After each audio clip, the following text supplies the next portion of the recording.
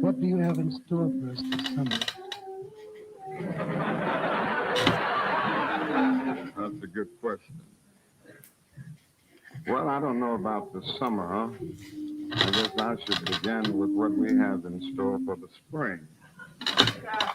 I feel that we are in the midst of a most critical period in our nation, and the economic problem is probably the most serious problem confronting the Negro community. And I might say the most serious problem confronting poor people generally. And I don't want to be narrow about this, talking only about the black poor in our country, because I must be concerned about Puerto Ricans who are poor, Mexican Americans, American Indians, and Appalachian whites. And we are confronting a major depression in the poor community. And I think the time has come to bring to bear the power of the direct action, the nonviolent direct action movement on the basic economic conditions that we face all over the country.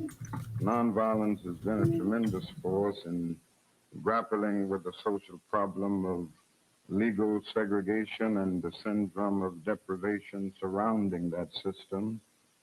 And of course, it has been a major force in grappling with the political problem of the denial of the right to vote. But in winning victories like the Civil Rights Bill of '64 and the Voting Rights Bill of 1965 around the issue of segregation and voting rights, we discovered that these legislative strides did very little to improve the lot of the millions of Negroes in the ghettos of the North and in the nation generally. In other words, it did very little to penetrate the lower depths of Negro deprivation in communities all over. Welcome to another episode of the Nick and CJ Show. Let me throw us up there. And we are here on a special Saturday edition. I was going to go on and do a stream, and then Nick called me and was like, hey, I'm going to do a stream too. So it was like, hey, why don't we just do our stream together? But welcome, everybody. What's up, Nick? Yeah, I figured you guys wouldn't mind a Saturday edition of the Nick and CJ Show. We had the same thought, and I had to do something today.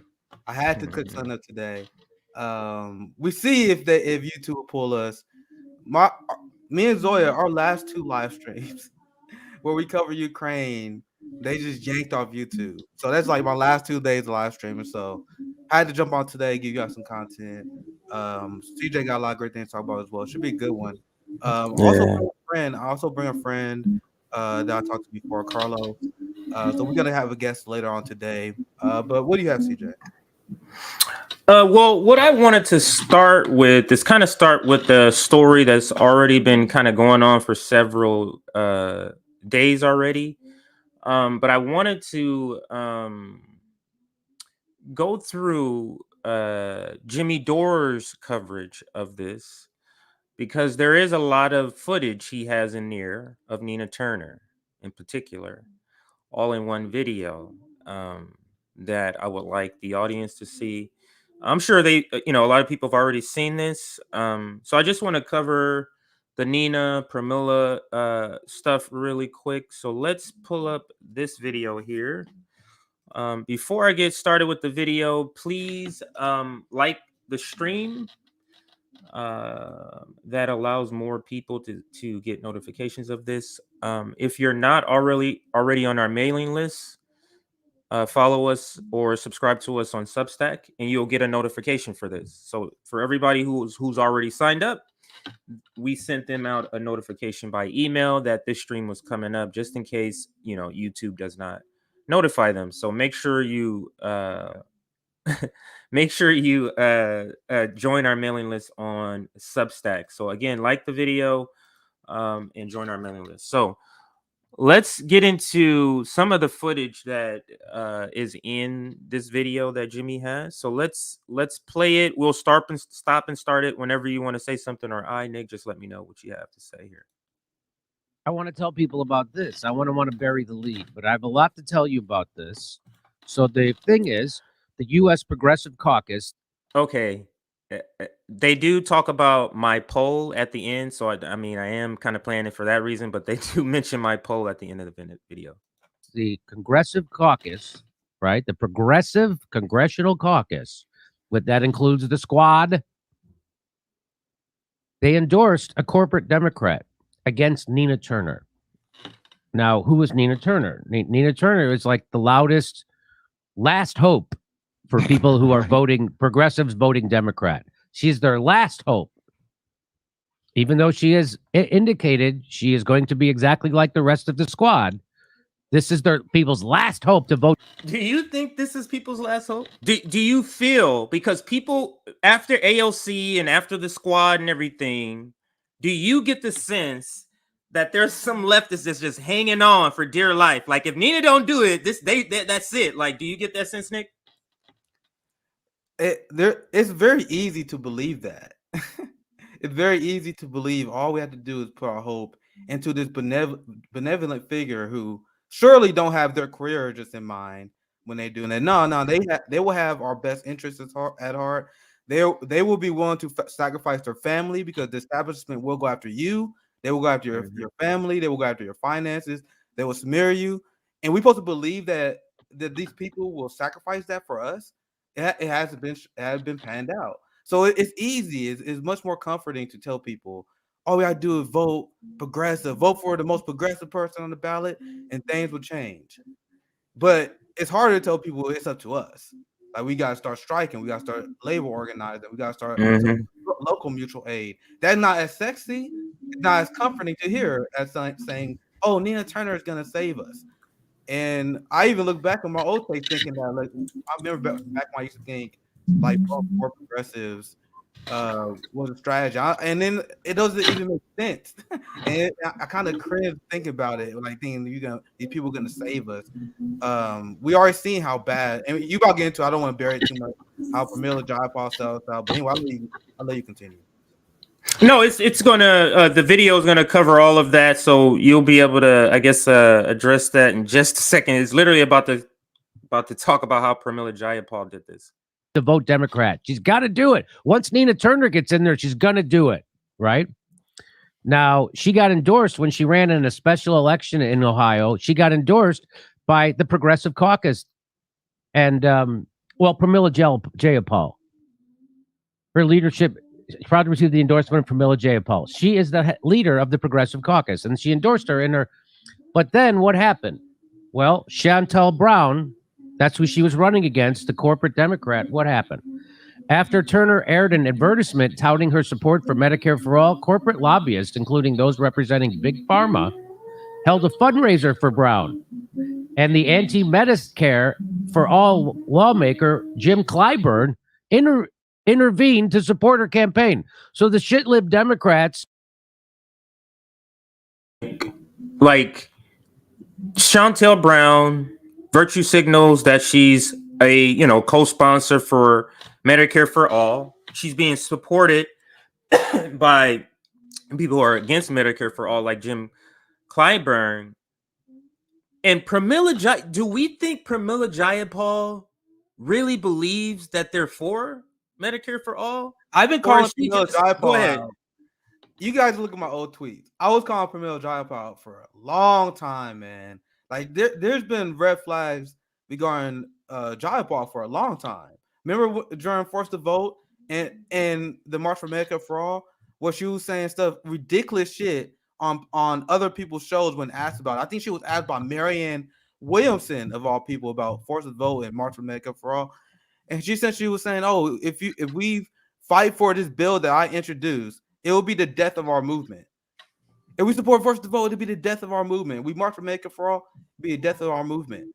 So many shady shit like that we've seen from Pramila. And I've been calling her out. Like, how are you going to introduce this bill and then do nothing to fight for it? And I'm asking you guys, name one thing that Pramila Jayapal did. Any action that she did to advance the bill that she wrote. So think about what that actually means. That means she wrote this Medicare for All bill with no intention of fighting for it in order to increase her political clout and to provide cover for the Democrat Party. So you can have people like Kamala Harris co-sign Medicare for All. Y'all remember that? She co-signed it. Now Shontel Brown co-signed it when she needs to maintain her power. So now I'm asking you guys, what is the role of Pramila Jayapal? Is it to fight for progressive policies? No. The role of her and the Progressive Caucus is to provide shield for the Democratic Party, which is why we call them out. A lot of people are confused by it. Why you gotta call out the best people we have in Congress? No, they serve a different role than Joe Manchin, and it's actually childish to believe otherwise. Hey Nick, let me just do a sound check. Do you hear the buzzing now? Buzzing. No, it was like some people heard some humming. I think if you just mute your mic when you're not talking, I think it's good. I think. Oh, but when I'm talking, is it humming? When I don't hear it that much right now. I'll let you know. Listen, I have this mic, but I don't really know how to work it. I do see this volume thing at the bottom. So this is all the way to one end. This is what it sounds like, and then this is all the way to the other end. Yeah, so it's a little bit humming. I don't know what that's about. It could be also my daughters. Again, this is the reason why I usually maybe the weekends. My daughters are in their room singing karaoke. I don't think it's that, but it could be that. Yeah, we should be as long as your mic is muted while the video play. I think we're good. Okay, perfect. Okay, perfect. So, great point there about Pramila. I mean, there's so many red flags to just the whole concept of progressive Democrats. One, they have a caucus that allows anybody who wants to join. You can be in multiple caucuses, even if those caucuses are opposed to each other. One's corporate, one is not corporate. I don't understand why they don't have at least the minimal threshold. Anybody who's in a progressive caucus cannot take a corporate money. Like there should be some sort of minimal threshold for that. I'm gonna just show you guys this real quick when we get back to the Jimmy video, because I've been warning people about Jayapal. Like she's been dropping these like corrupt hints for a very long time. We don't have to play the video. I think a lot of you guys remember this. I think this is what she said. I think President Biden has risen to the moment. I really do give him an A in what he's done so far. Hey guys, this is while he was playing the genocide in Yemen. This is while he was giving ICE more money. Remember the kids in cages they used to care about? This is while Biden was doing all this stuff, and she was like, perfect. But anyway, there's so many receipts I can dig up on John. He's actually going to play that in the video. Oh, for real? All right, let's get back to it. He's going to play that to the video.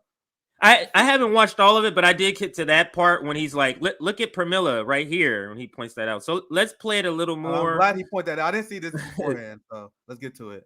And Big Pharma got together. He just dropped this like 2 hours ago. Oh, cool. He just dropped this to go against Nina Turner and for this corporate Democrat. The DMFI PAC and the corporatist dark money group Third Way spent $2.4 million promoting Brown and opposing Turner. Even so, and then she won. The corporate Democrat beat Turner. Even so, the Congressional Progressive Caucus welcomed Brown with open arms. She also joined the Congressional Progressive Caucus Adversary Caucus, the New Democrat Coalition, which includes several congressional. So she's also a blue dog Democrat. She's in both. She's a blue dog Democrat, which is a conservative Democrat, and she's in the Progressive Caucus. You shouldn't be allowed in both. And they let her in anyway. By the way, she also got support from an Ohio Republicans to beat her. Ohio Republicans voted for her, and she got a contractor that she had awarded $17 million to as a city councilor, a potential tit for tat that resulted in an ethics probe. So he shouts out Unapologetic. Shout out to Unapologetic, friend of the show, who's on our General Strike Summit. This is his video here that they're going to be playing. This is where a series of videos are going to play. Pramila Jayapal one is coming up. So here is Nina. I think this is her on the Humanist Report. She lost, but she still supported The Squad. This is Nina Turner supporting the Squad. Remember when we were doing Force the Vote? When we figured out here at this show that there was enough people in the Squad that they could block legislation. There was such narrow margins in the House that the Squad actually had power, and they couldn't pass legislation without the votes of the Squad, meaning AOC, Pramila Jayapal, Ro Khanna, the Mark Poe, all the people in the Squad, and called progressives, right? Okay. Ilhan Omar, Ayanna. Nick, I just thought of this conspiracy theory alert. What if the Squad are just regular Democrats pretending to be like, if they're this is part of the plan. Like, what if this is go out, you guys criticize us, do this, say all this stuff, so people think they have somebody here. And in the meanwhile, you literally cannot make a distinction between Squad and if you replace every Squad member with a corporate Democrat, there's no difference in any legislative outcome. Yeah, I think I explained that same concept when I was on Jimmy's show, because I explained the concept of Pramila Jayapal and her role. Her role is to purposely lead progressive off a cliff, to have horrific strategies. For example, I brought this up earlier. She was the author of the Medicare for All bills in Congress, in the House. So her job is to be the leader of the Medicare for All movement while giving people horrific advice. She purring people to Biden, saying Biden is doing a great job, even though he's lying about all his progressive policy agendas. Joe Biden said he would veto your bill, but she's the biggest Biden bro that you will find in office. And here's another example of this. We get right back to this, but do you guys another thing I call Jayapal out for? She always been a plant. Do you guys remember the people that was urging Bernie Sanders to drop out? Guess it was one of the main people who were urging Bernie Sanders to drop out. Faiz Shakir and Pramila Jayapal. There was also another story where the reason why Bernie Sanders didn't put his feet on the pedal on the gas against Joe Biden was because a lot of the people on the inside of Bernie's campaign didn't want a hard, all-out strategy against Biden and the Democratic Party. Guess who one of the people who was pushing for that? And they named her by name multiple times in these articles. They're like, yeah, Pramila Jayapal was one of the people who won a soft primary and then she wasn't hiding it. I'm not saying shit that she hid. Right. She would be in interviews and say, yeah, we don't think we should be calling names. Like, you shouldn't be calling Biden Crub because that would hurt him in the general. So there's over and over examples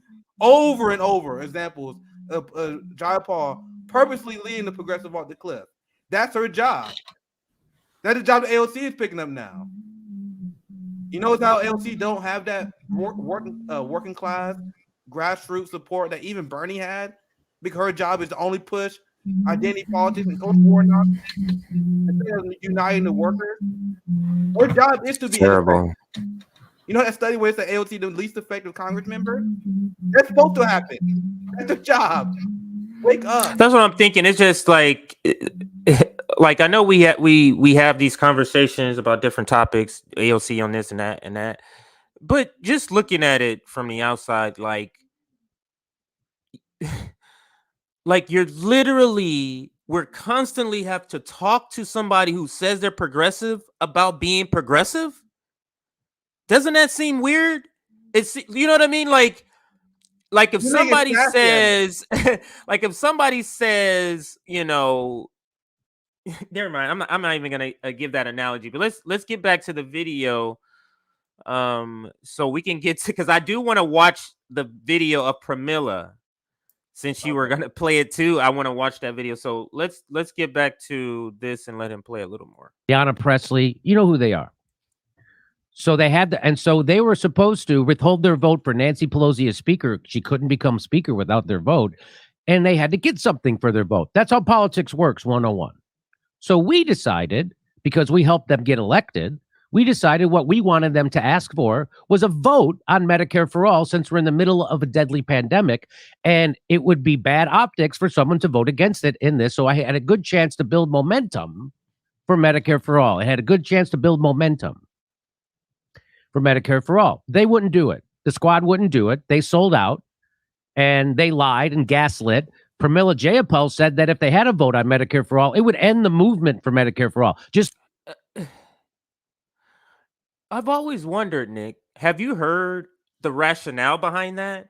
Have you ever heard what No, Pramila I remember said the argument. about that? I was on the front lines arguing with these people because I remember the argument because all these fucking sellout progressive hate my guts because I was going after these people. They were saying stuff like, well, if we put it to a floor vote and it fails, it failing would all of a sudden make people not support Medicare for all no more for some. That's literally what they were saying. They said the floor vote fails, and that's what Pramila Jayapal was getting at. If it fails, it will hurt our movement because some people will see Medicare for all fail. They will see our politicians vote against, and they were like, oh, yeah, they got a point. Like, it didn't make sense, but that was their argument. Guys, you gotta realize the NHS in Britain and the UK, it failed like over 40 times in the vote until it passed. The fight for civil rights did not start in the 1960s like they would have you believe. The civil rights movement was a 100-year campaign, at least. I like to start it from the time they emancipated the slaves. So that was a 100-year project. But if the people who was against forced to vote, they said, oh, this is going to fail. There's no way this is going to pass, so we shouldn't do it. They would have been there at the year 1900 like, you guys have been asking for civil rights for 30 years. You guys failed. Why even keep trying? The whole point of movements and creating social change is to put the message out and not necessarily about the solid victory. It's about building the movement and putting pressure on the establishment until you can get that victory, which was the point of forced to vote. But they will say stuff like, well, if we lose the fourth vote, it'll be embarrassing to us, and then we will lose public support. What? That is ahistorical. But look at Sam Cedar debate with Breonna Joy Gray. This is literally what they were saying. It was clown shit. I'm glad you bring up the Sam Cedar thing. Is that it'd be one thing if the politicians said it. I don't think as many people would follow them if the old left wasn't also saying it. You get what I'm saying? Like if the old left was saying, no, we won't force the vote, there'll be more pressure on them because the old left just regurgitates what the squad says, what AOC says, whatever they think, they're going to just regurgitate. So it's like, it takes that layer of amplifying these politicians in order to keep the sheep herding going, if you get what I'm saying. So yeah, you gotta say here. Yeah, we can continue the video. Yeah. All right. So let's continue. Let's listen to some of these talking points here. just making stuff up, stuff that is there's no historical evidence for. Wait. Jamila PayPal said that? Yeah. That it would end. I'm gonna hang on, let me just get to the video part here. I knew there was gonna be a commercial right before they play her part. So now let's get back to it now.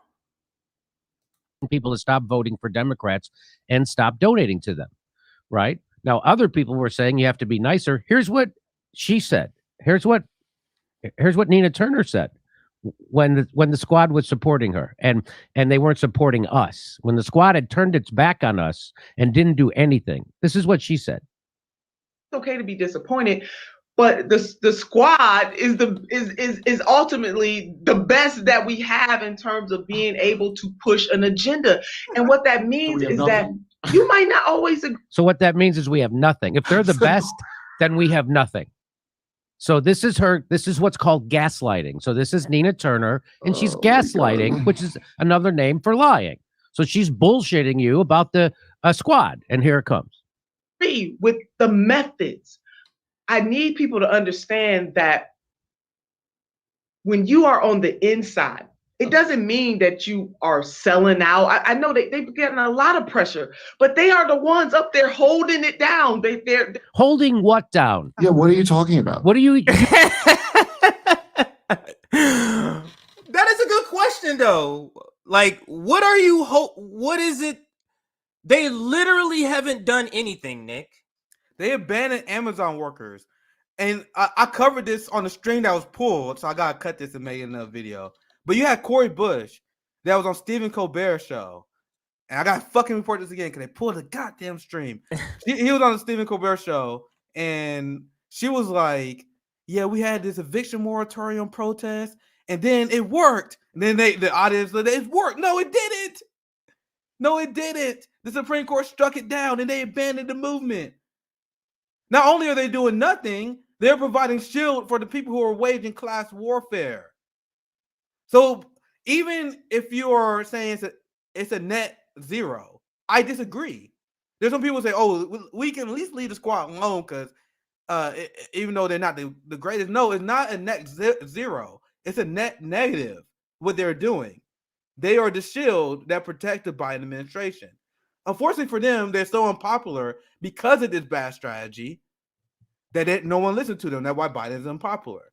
That's why AOC is unpopular, because they hitched the wagon to the unpopular neoliberal establishment, which makes no sense. But sorry, right? but No, that's great. But what people like Nina Turner is doing here is electoralism. This is where we have to understand that Nina Turner is part of the old left. She still thinks, I don't get this concept, Nick, of fighting to join a team that doesn't want you. The Democratic Party clearly, exactly, they clearly don't want you there. So why are you fighting now? So this is the concept. If I'm a leftist or a liberal, Nick, and I like Nina, I'm like, yeah, I'm gonna vote for her. What do I think is gonna happen? This one black lady that they hate her guts is gonna go there and do what? Change the mind of Nancy Pelosi, of Joe Biden, of Chuck Schumer? Like, what do you think she's going to do? They don't even vote as a block. What are they gonna do if they don't even vote as a block? Oops, we accidentally funded the police more because we didn't coordinate. Oops, we accidentally sent Israel more weapons. How dumb do they think their supporters are? Like, if that happened one time, I'm like, all right, get your shit together. Make sure it don't happen again. But they kept doing it over and over and over again in order for the neoliberals to pass their violent agenda. So that's my point. I want to make to you guys, not just a net zero. It's a net. It's a negative what they bring to right. So not only do they not do anything, it's negative. And if it wasn't negative, honestly, guys, if it wasn't negative, I'll probably leave them alone. I'll be like, oh, but Nick, maybe this is where. See, this is why we have to talk about what makes a leftist. Because to me, strategy is part of what makes a leftist.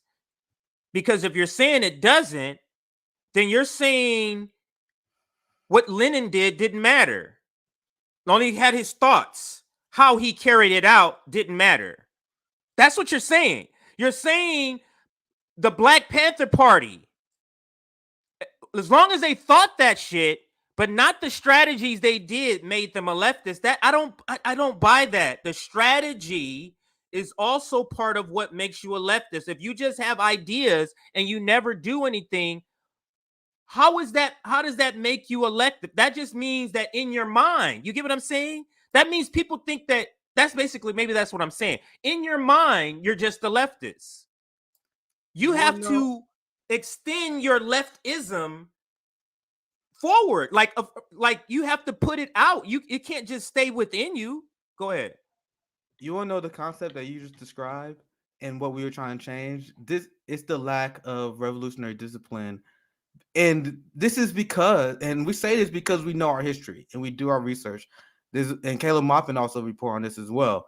There was a concerted effort, and I mean concerted effort by the CIA in order to implement a staunch anti-communist belief in the United States left, because they wanted a compatible left. This is declassified CIA documents that says this shit. Social democracy, democratic socialism, while it's an improvement over our system as it is, that was planted by the intelligence communities, anti-communist sentiments that run strong among social democrats, among Bernie, Nina, and their crew. They actively are hostile to communist beliefs, and that's planted by the CIA. I'm not saying they're CIA. Right. I'm saying they're influenced by the op. And Right. if you want to say, "Oh my God, Nick, you're but this goes way back. This Sure. goes far back. This goes far back. This strategy that you're describing. So this is I gotta do a whole entrenched. stream, and maybe on sorry CJ, but I'll let you finish. But maybe on the No, go ahead. Maybe on the anti-imperialist summit, because I talk about the CIA all the time. There's so many people that want to pretend they don't exist. So many people want to pretend that declassified documents don't exist. When I tell you this shit, came from classified documents. I am just now learning about this shit recently. I'm learning. I'm like, what? Declassified? Yeah, it was. They infiltrated. DSA was infiltrated. These social, these people that like, well, I'm still technically, I think capitalism should still be here. Like the social democrats, that was planted. And I'm not saying these people don't legitimately believe that. They did that because there was a rise of a communist movement in the United States. The communist movement created the workers movement. Right. And then they're like, oh shit, we gotta stop that. This was the counterpoint. This was the counterpoint. Did we discuss this or watch this together? Because maybe we're recalling the same thing. Yeah, you did. The counterpoint. The counterpoint was we have this communist. So we want people who believe all of these things except the communist part. So all the anti-establishment stuff, and that was the creation or the idea behind democratic. Oh, I want all of this stuff, socialism stuff, but I don't want the communism. That's the fear. But let's continue with the video, Nick, unless you have a little more you wanted to add there. We can finish with this video. We also have a great guest. I think he'd be great on this topic as well. Yeah, you can bring him in.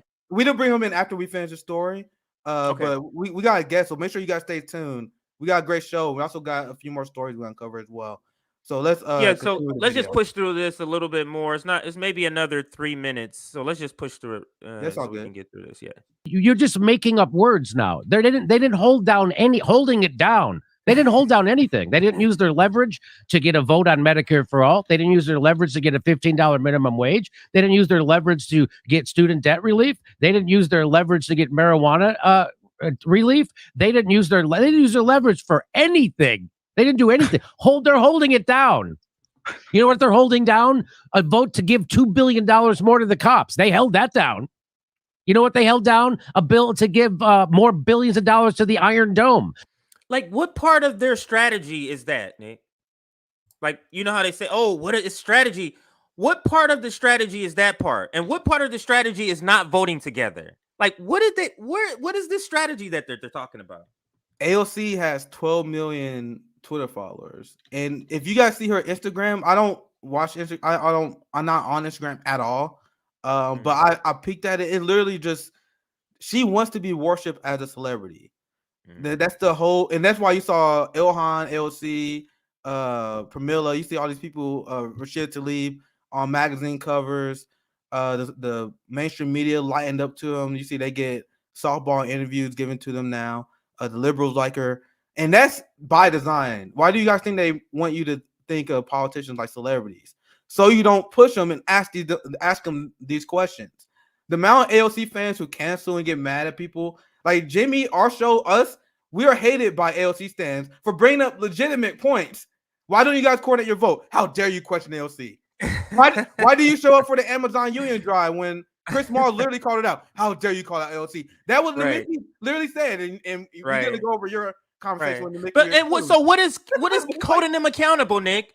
What's holding them accountable if you can't critique them? Like literally, let's hold them accountable? What do you mean by that? They become the same thing that we criticize liberals for. Why you guys think I jumped ship? I'm a very scientific person. A trial and error. I tried that shit. I realized they were just like liberals, and I'm out. Just like that. I realized, oh shit. The same way liberals worship Nancy Pelosi, Barack Obama, they worship AOC, and she can do no wrong. I used to bring up how Ilhan Omar helped finance the Iron Dome, and her circle fans don't want to hear it. Yes. They don't want to hear it.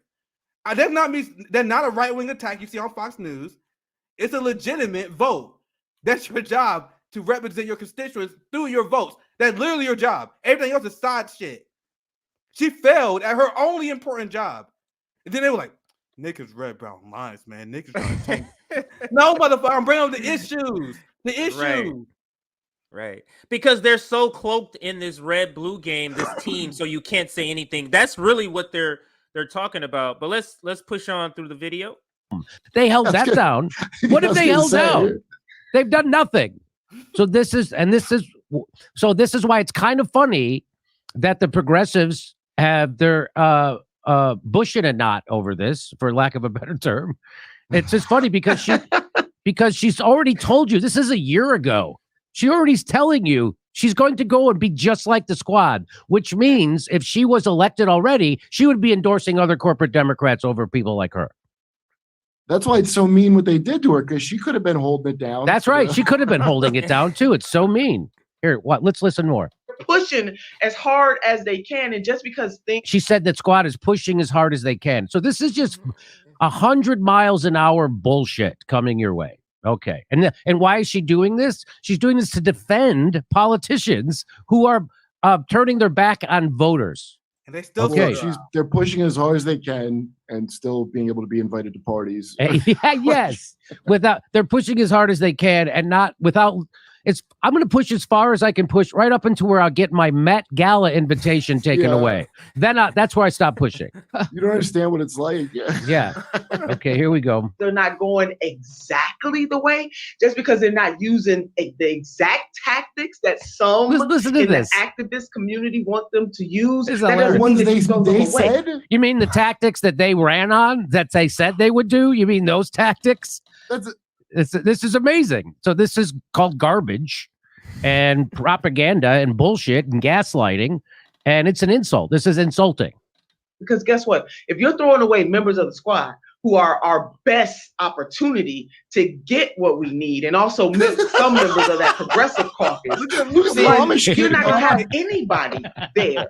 So if the prerequisite in summation, Good point, the English. prerequisite for relationship means that I have to do, or the squad has to do, everything you say, the way you say do it, then there's not much of a relationship at all. How about do one thing? You notice how when they don't do nothing and then they bring it up, if we don't do it exactly, you haven't done anything. That she's speaking as if they're doing other strategies and getting other wins, and that's not what they're doing. They're not winning anything. They haven't done anything. And that's the point. And there goes Mike from the Humanist Report. Yeah, it textbook gaslighting. And imagine, this interview is amazing for so many reasons, because imagine getting exposed by Mike Figueredo, who's asking literally the easiest questions for you to hurdle over. She still stumbled. Imagine RBN asking Nina Turner or any of these squad members questions. They would never come on our show. She went on Mike's show, who's on her side, who was still cheerleading for her after this. I remember when this happened. This video dropped and she was getting dragged so bad. Mike Figueredo came out. Wait. So fill me in, because this is new footage. I just watched this maybe 2 weeks ago when I reported on it. I remember exactly when this shit dropped, and I was like, Nina said what? Because everyone was sharing the clip when she was saying that. I haven't seen it. And then Mike went on Twitter to defend her because he was like, damn, I accidentally exposed Nina Turner. That's all. So this video, she had a bad reaction to this video. Yeah, wow. This is a video where a lot of leftists, like, there are a lot of people who are still like holding on to Nina Hope. Then this is the interview when she was. Everyone was, all right, she's done. Oh, okay. And I remember Mike sent out some tweets. I can't find it because he blocked me. But he sent some tweets. I'll see if I can find it. Trying to defend her after this, but man, wow. He was like, I'm still gonna vote for her. He's like, all y'all people say not voting for her, y'all crazy.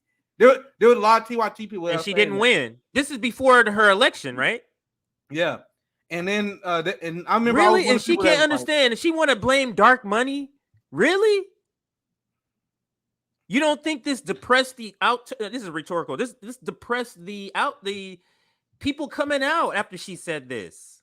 I was on Jimmy's show, and I said the same exact thing. And I remember the reaction was hilarious because everyone was melting down. They was like, Nick was on Jimmy Dore's show. He said Nina lost because progressives are incompetent. I was like, yeah, thanks for fucking sharing my clip while I had his base ass take. It's like, yeah, that's exactly what happened.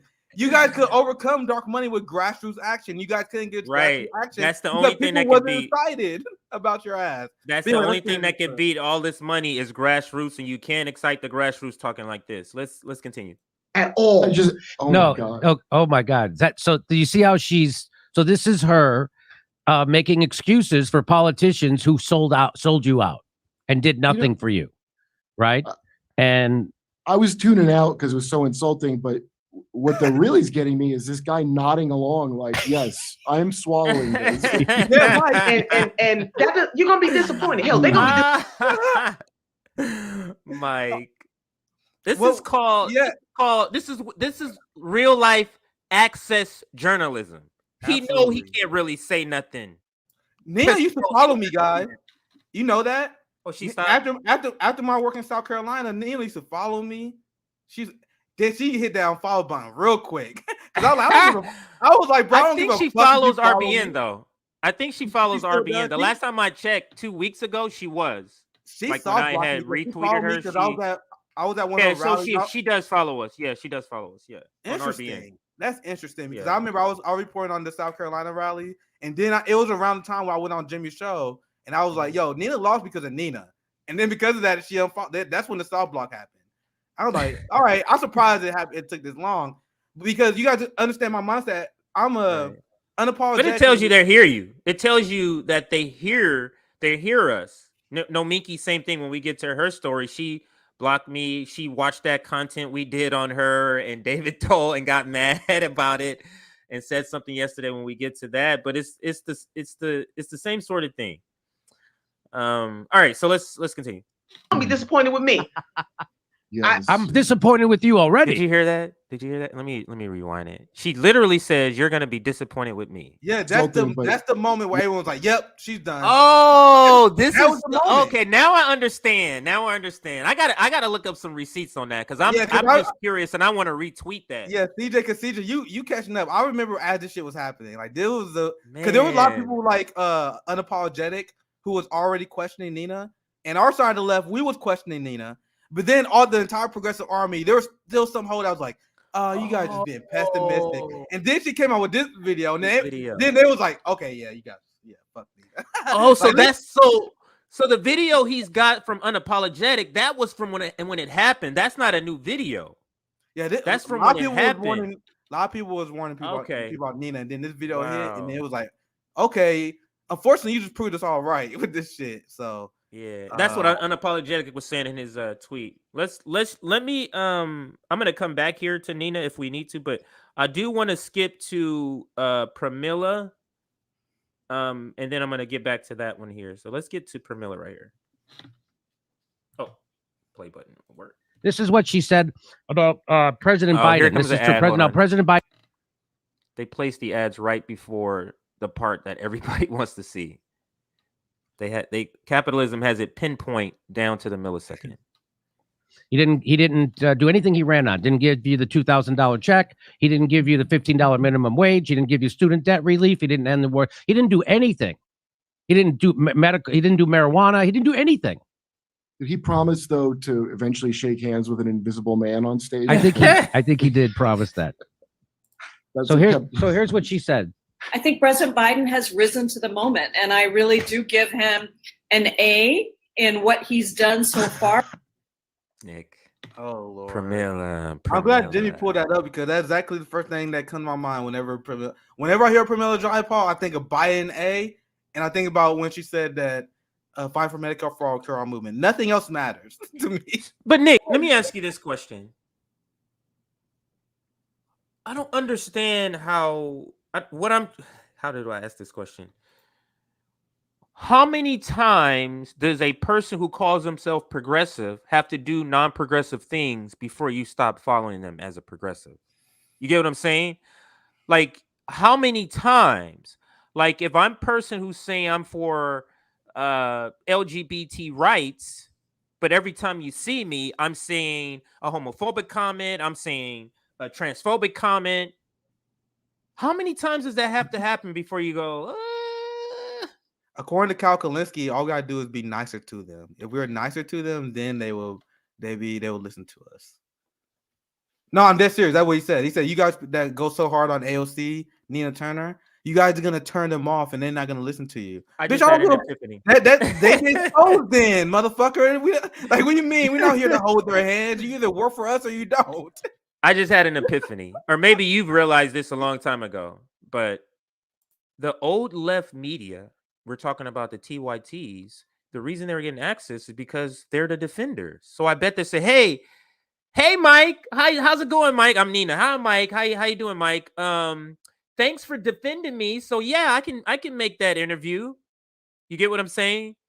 Like they know that by defending them, and when I go to try to reach out for an interview, I could possibly get access if they go, hey, let me see what this person said about me. And then they look up and they've seen me defending them all the time. You get what I'm saying? It's like they're playing to that game instead of playing to their beliefs or policies, if they have any. Maybe they don't even have any, and they're just playing the part. Similar to like the squad could be just playing a part. Absolutely. All right, so let's we can get to the bill, and then we can bring our we're gonna actually get rid of this video, but this thing is moving slow. My bad, guys.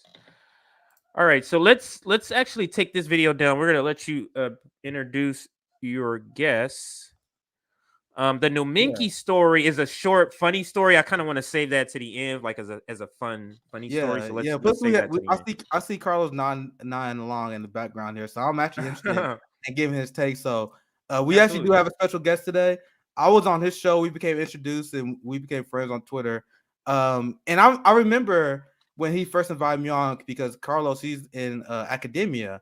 I remember my first thought was like, I don't know what to necessarily expect from this, because I'm obviously this radical Marxist, and I had this guy reach out to me. He said he's in academia. He wanted to talk to me. I'm like, I have no idea what to expect. So I entered the interview like, all right, let's see where this goes. And then he comes out as radical as me. Sounds like. So we had a great conversation, man. It was great. And after that, like, man, I got to bring on the RBN. So welcome to the show, Carlos Gallagher. Hope I'm saying the last name correctly. Welcome to the show. Thanks, Nick. You guys can hear me okay, right? Yeah, yes. Sounds good. Welcome, and it's just thank you, CJ. It's Gallego, Nick, just for Gallego. Yeah. Double L's, always pronounce it as a Y in English. So happy to be here. Appreciate. I've been backstage, which is interesting. This is my first time on this platform, so it's been great listening to you. Just 3 key words that you've that I completely agree with that you've used already to discuss it. I think it's gaslighting, very important, because that is a fundamental part of propaganda, is gaslighting people and letting them know that it's coming, whatever they need or they're asking for is coming. So that's crucial. Accountability, which is what you're asking for, the how dare you question us take, is also a kind of right out of the playbook out of authoritarianism. We claim to be a democracy with democratic reps, and at the end of the day, these are reps that you can't even ask questions to sometimes as an individual citizen, because they either will walk away from you, have you arrested for not letting them continue to walk down the hallway or what have you. So that's another thing. And finally, what I found interesting is something that CJ brought up, is the notion of strategy. That is key, and that's something that is not talked about, because at the end of the day, progressive campaign on strategy that they immediately undermine once they're elected, because when they negotiate with their party leaders, they don't walk into that room making sure that the strategy itself overall is not undermined by what other compromises they have to make in order to get bills passed. Why? Because they don't have a strategy. They claim to have one, but it's not a holistic, totalizing strategy the way that I see hardcore activist leftists promote and educate people on. There's so many people out there that want a strategy, want a framework, want a different way of understanding the problems that we're living, not just reading about anymore. We're living these problems. And yet our politicians, as you both have pointed out, just keep recycling the same bullshit from 20, 30 years ago as if it's going to work, or even just 10 years ago. I mean, trying to recycle the Obama rhetoric of hope and change, and it's coming. And we find out how much bullshit that was at the end of the day.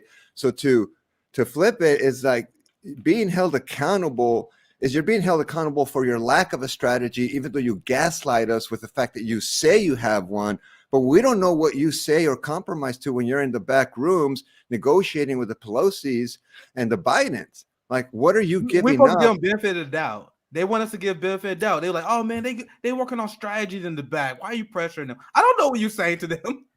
We don't know. So we want the receipts, and then we ask for receipts on what did you compromise, what did you give away, and we find out the hard way through news, through independent media, they gave up everything. They took a big time out on all those progressive promises that they campaigned on, and we'll get those at the midterms. Medicare for all, student cancellation is not off the table. So I said, what the fuck is not off the table? It's been off the table for, no one's talked about it for months. All we talk about now is Ukraine and sending billions of dollars over there. And they don't give a shit about our own people in our own country outside of giving them promises about, like, if we just get one more person elected in the midterms.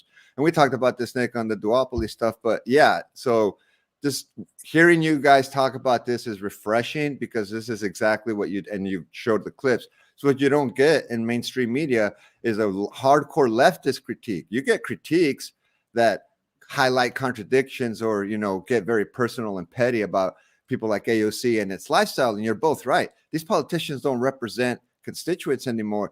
They represent their own careers, and they end up being commodified as spectacles. They're walking spectacles that end up on the culture industries, magazine covers, and doing interviews with specific people on network television to get even more coverage. Yeah. And so at the end of the day, they know that they're walking commodities, except that they will never advertise themselves as such. But at the end of the day, you make a career in Congress, you don't walk out of Congress poor. That's been statistically proven. Well said. Anyway. Well said. My Now, bad. That was a great introduction. Introduction. That's great. Now you guys see how, while we had a great time during our conversation, now since it's the first time that you've been on the show, they kind of got to know you there. I want to give you a chance to properly introduce your work and your perspective on politics as a nice intro before we get started to more of the headlines. This was the podcast I was on. This is how we got to know each other. We didn't know each other at all. You reached out to me. I was on your show. This is my podcast episode, right? Yeah. The need for Black leftist media. I don't have the followers you guys have, so I apologize for that. No, it's all good. That's why we're here, because I was like, man, this dude powerful. this dude's powerful, so you need to be heard. That's what we're here to do.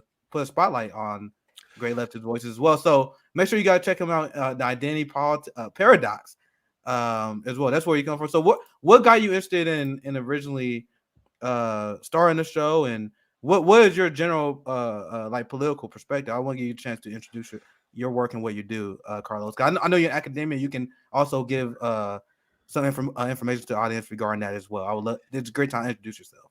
Yeah, I appreciate that. Thank you.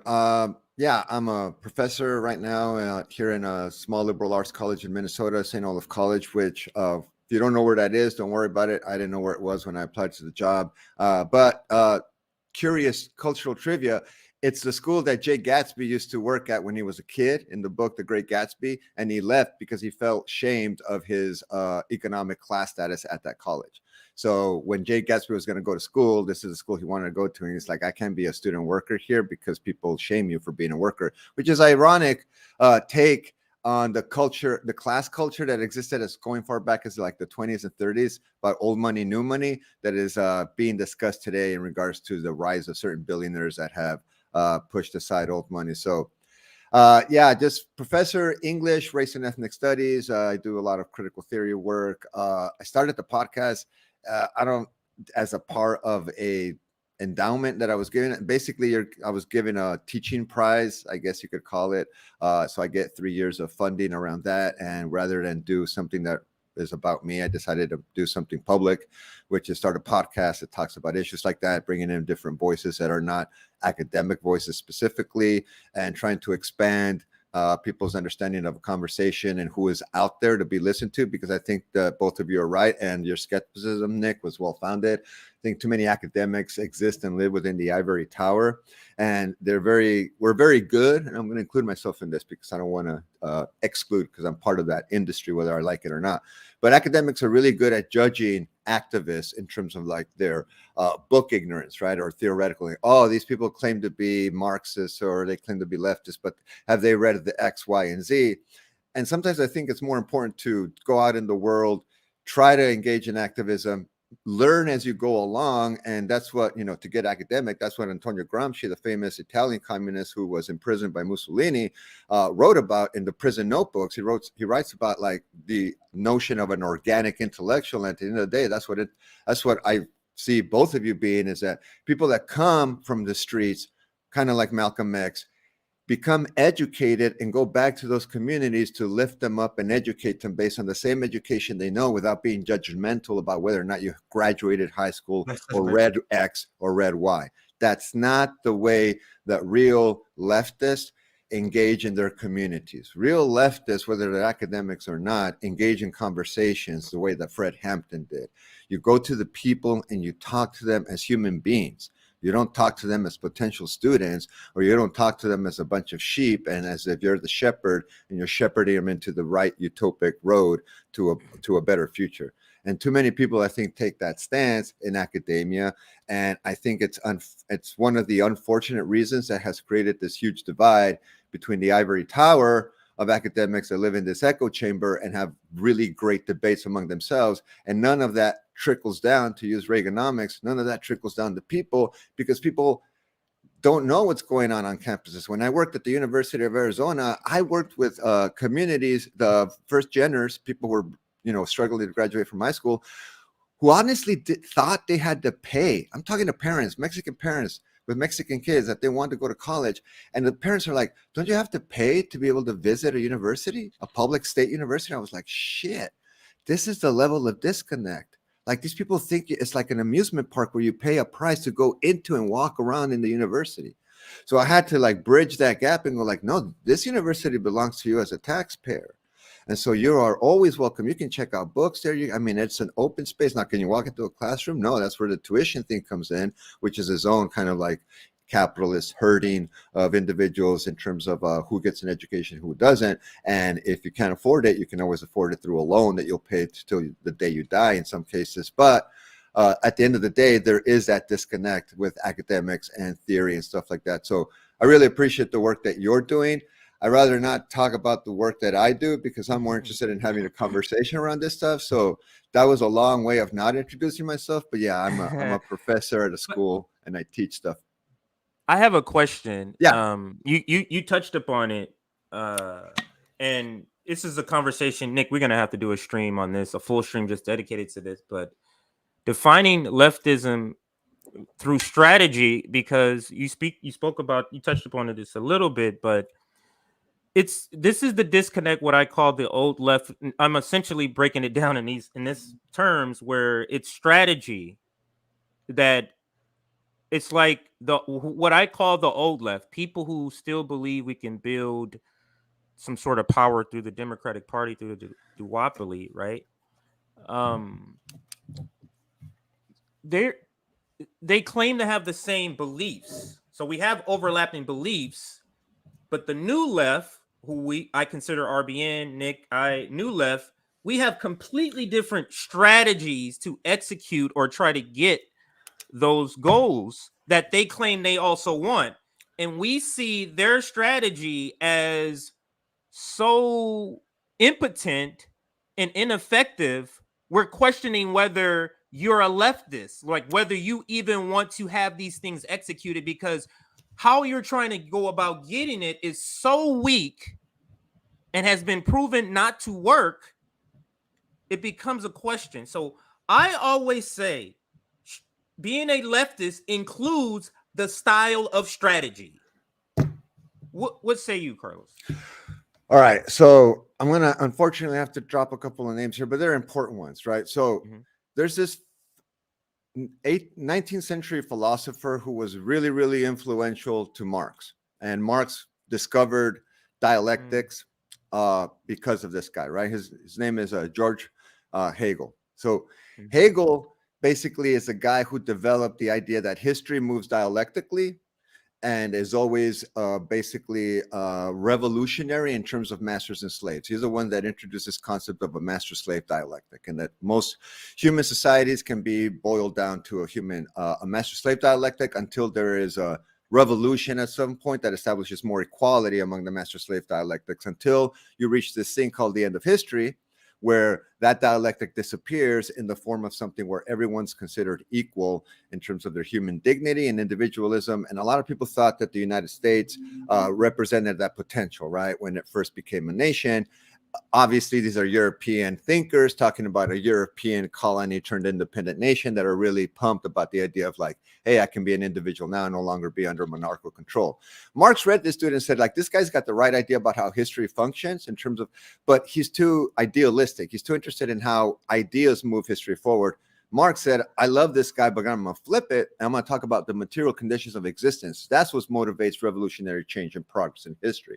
So when the material conditions of existence change, and that's how Marx ended up with a material historicism, right? Dialectical materialism or historical materialism, which are versions of the same thing, is Marx's scientific approach to how history functions, which is what informed his scientific approach to his critique of capitalism. So to go back to your question, CJ, too many, I would respectfully disagree in terms of what you called an old left, CJ, because I don't consider that leftist, because they're reformists. They still believe in a system. And if you identify as a leftist in the tradition of something like Marxism, regardless of what version of Marxism you ascribe to, that is about overthrowing a capitalist state. So this country never really had leftists of that kind of caliber, I think. And whenever they would emerge, this is why Fred Hampton was considered so dangerous at such a young age. This is why Malcolm X, when he came back from Mecca and said, like, hey, I can't be racist towards white people because there are white, blue-eyed Muslims that are more Muslim than me back over. So I got to chill on that. This is when Martin Luther King was saying, like, we need to focus more on like working class issues and be more, bring in different groups, right? The March on Poverty, things of this stuff. That is when liberals, or what you're defining as an old left, say like, oh, that's too leftist for us because these people don't want reform. They're close to revolution in the sense of transforming the entire state and how we understand our relationship to the state. And so at the end of the day, many of these progressive Democrats would never be opposed, would be opposed, I think, ardently, passionately opposed to any concept that transforms this democratic republic into something that's more socialist. They would have never been down with it. And I remember when Ron Paul Cohen came onto your show, he was talking about the only reason FDR copped to that socialist New Deal was because this country was on the verge of its own revolution after the crash of 29. There were so many people that were impoverished and so many working class communities emerging, coming together, that they said, like, we either throw them some bread and throw them some like social security nets and invest in infrastructure. Like, we'll give them jobs so they can build roads for us to use for our commerce later on. And it was the perfect grift. It was a great grift. Like, let's invest in the country that'll up, and that's how you created a middle class. Jobs were available. The country was stronger, being reinvented, and that went away quick with neoliberalism. Like, that lasted like 20 years, and by the 70s and 80s, things start to change. Union busting starts to happen. Academics are not really speaking out against that. By the time the 80s happened, we defeat the Soviet Union, which defeated itself, but we take credit for that, just like we took credit for the cops in New York City took credit for catching the subway shooter. It's like, dude, that bodega guy called them in. I don't know why you're taking all the credit. America has a long history of taking credit for shit that they didn't do. Like, it's literally entrenched into our DNA. Guys, we haven't won a war. Like, we haven't won a war in how long? We just commit destruction. Yeah. We never accomplish our goal. But we don't lose wars either, right? We always, the worst we end up with like a hockey or soccer tie. It's like, that was just a tie. Vietnam was a tie. You know what I'm saying? It's like Afghanistan was a tie. Iraq was a tie. It's like, we didn't win, but we didn't lose either. It's like, no, we lost. We lost lives, money. The people who started the wars, they won. They got their profits. That's what it was about. And the people who fought it, they lost. Like, all the soldiers, everyone involved lost, except the wrong class. That's why I'm saying. That's where the victory lies. You're absolutely right. And that's neoliberalism. Neoliberalism is a very intelligent form of colonialism. I won't say neocolonialism because it's still a version of it, except the United States realized something that Europe didn't get at the time. It's like, you don't have to still occupy the country. You can dominate it financially. You can engage in regime change without looking like the bad guy. just get some of their guys to overthrow, have a coup. We go in there, we invest. They're talking about that right now with Mexico. They're pissed off at Mexico because Mexico wants to nationalize the entire electricity grid. Yes, I saw that. Yeah. So the U.S. and investors are pissed off at what the Mexican government is doing. So just back roundabout, I was on the chalkboard right now. I'd be drawing arrows all over the place. Like that's our show. That's literally yeah, what we our do show this is all the time. We jump around. So go ahead. If you're rounding it back to the question. Go Rounding ahead. back to the question. So I think that the old left are basically what we would understand as progressive liberals back in their day. And says back in their day, class was still something that people respected. The middle class was emerging in the United States in the 50s. This is what MAGA is about. We understand why MAGA folks want to go back to that, because it didn't include people like us. We were not part of that emerging middle class in the 50s, but they were. So they want to go back to that kind of like boomer ideal. But that boomer ideal was incredibly racist, sexist, homophobic, transphobic, let alone xenophobic. I mean, it was a lot of phobics going on in that period, but it worked for certain people, and they want that back, which is part of what's happening right now. What you represent, I think, as RBN, in addition to a lot of these other leftist independent media and leftist activists, the kind of stuff that Chris Moss is doing and willing to say out loud on public media, even on a show like Tucker Carlson. It's also a revolution. Exactly. One of those interviews. What the fuck? And I used to that. And Bernie Sanders and Tucker Carlson are not participating in conversations with him in order to hear that. That's not something that either of those two are going to be comfortable with, because if Bernie wants to cop to a revolution, and they use that word maybe in the midterms, but it's symbolic, right? Revolution in quotes, like we're not for overthrow, we're not for January 6th, but leftist version. Like we don't want that to happen, but we want a symbolic revolution in terms of change and hope. So it's a version, it's just recycling different words and different bumper sticker mottos of what, a good future looks like for an average citizen. And suddenly, or ironically, we find ourselves in even worse situations than the previous ones. So I would just say that you represent, going back to Hegel and Marx, you represent that moment where the slave has an option. The slave can either have a conversation with the master and negotiate terms of different treatment, but still stay a slave. See what I'm saying? Like, can I get a job in the house? Maybe I can get better clothing. I can eat the scraps off the table. And if you allow me that lifestyle, I will never revolt against you. I'm Samuel Jackson in Django Unchained. I will cry when you die because you represented a better world for me. Those guys in the field, they're always misbehaving. They are savage. You are right. They are untamed. We should never allow them in the house. And what you're saying is like, fuck that. We're not. You sold us out. So you're now part of the problem. And what they're going to do is use them. Oh, now we have black on black crime or black on black political debating about what constitutes leftism, what constitutes progress. So at the end of the day, what you would represent, according to Hegel, according to Marx, you're the master that says, you're the slave that says, I don't want a conversation with the master.